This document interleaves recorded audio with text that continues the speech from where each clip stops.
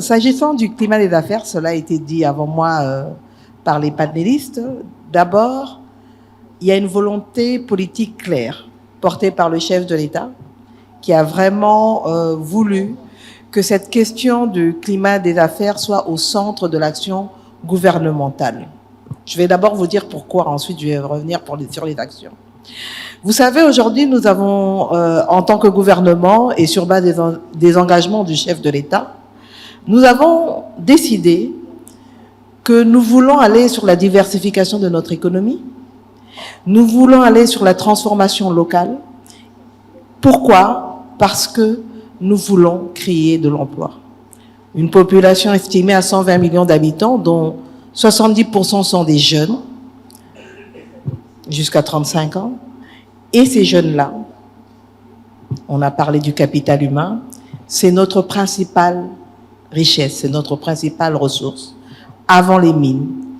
et avant tout ce qu'on peut trouver autant dans le sous-sol que sur le sol congolais. Et pour ça, il faut leur donner les moyens de pouvoir justement profiter de cette richesse. Et pour ça, non seulement il faut professionnaliser les jeunes à travers des métiers, il faut leur créer de l'emploi. Et ces emplois-là, ce n'est pas le secteur public qui va les donner à nos jeunes, c'est le secteur privé. Et pour que le secteur privé puisse créer des emplois, c'est comment on s'assure qu'on a un climat des affaires qui va permettre à tout Congolais qui veut investir ou tout étranger qui veut investir en République démocratique du Congo, quels sont les mécanismes qu'on leur offre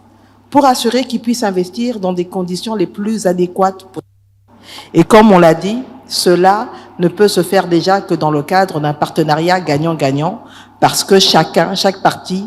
a des droits et des obligations. L'autre chose, c'est aussi comment on assure la sécurité juridique et judiciaire des investisseurs. C'est tout un travail que nous sommes en train de mener.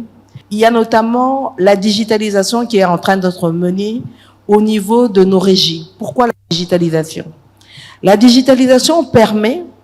de couper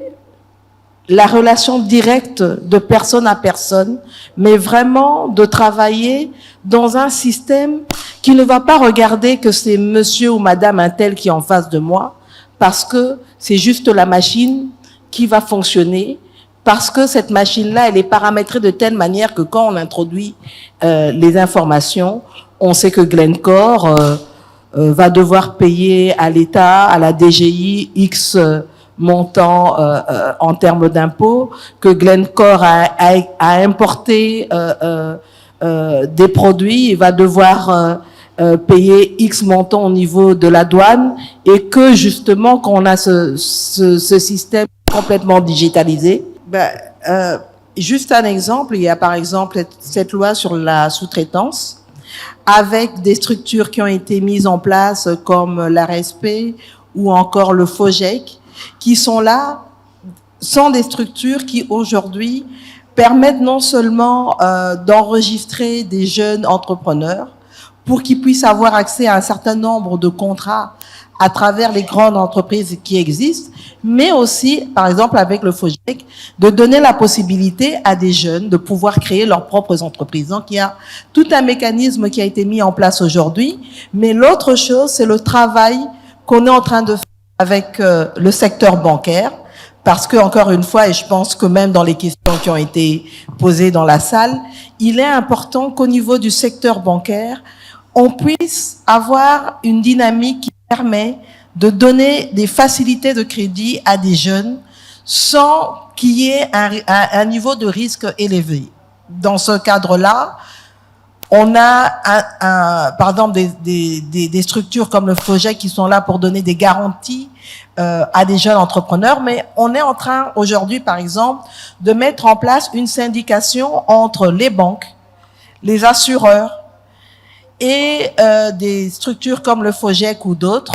pour que, à partir du moment où une banque commerciale donne un crédit à un jeune entrepreneur, qu'il y ait une assurance qui va pouvoir couvrir cet entrepreneur non seulement pour des raisons de maladie, parce que c'est un risque. Le gros problème qu'on a aujourd'hui parfois, vous avez quelqu'un, que ce soit une jeune femme, une maman ou un jeune qui crée une petite entreprise, dès qu'elle tombe malade ou que la personne tombe malade, tout le peu de revenus qu'elle a pu mettre de côté, ces quelques économies, vont maintenant gérer la maladie et donc après, elle se retrouve sans rien. Alors, donc c'est tout un système que nous sommes en train de mettre en place pour assurer que avec les banques, les assureurs et tous les mécanismes au niveau gouvernemental qui sont mis en place, on puisse vraiment faciliter l'accès des jeunes dans l'entrepreneuriat.